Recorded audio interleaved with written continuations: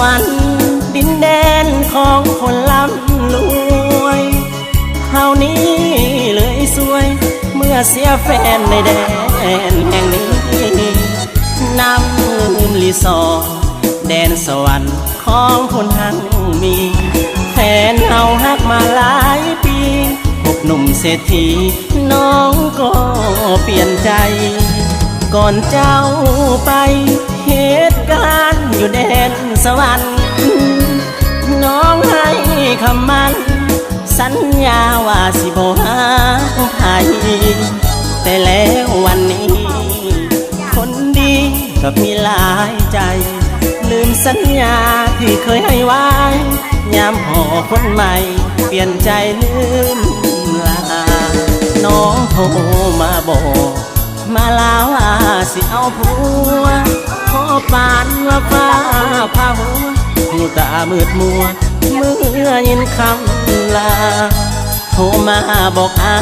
ยอยากให้ไปร่วมงานวิวา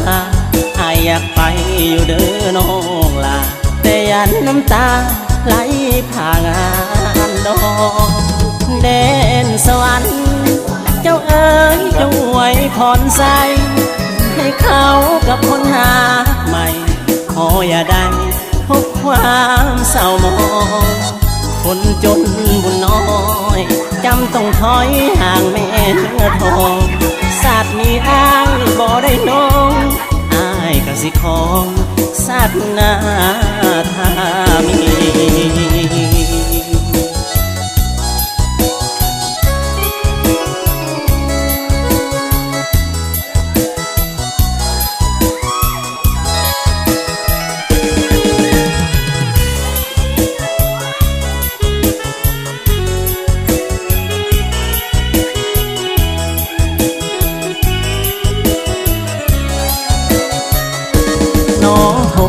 มาบอก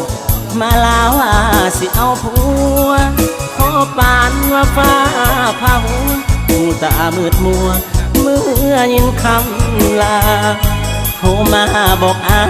ยอยากให้ไปร่วมงานวิวาอายอยากไป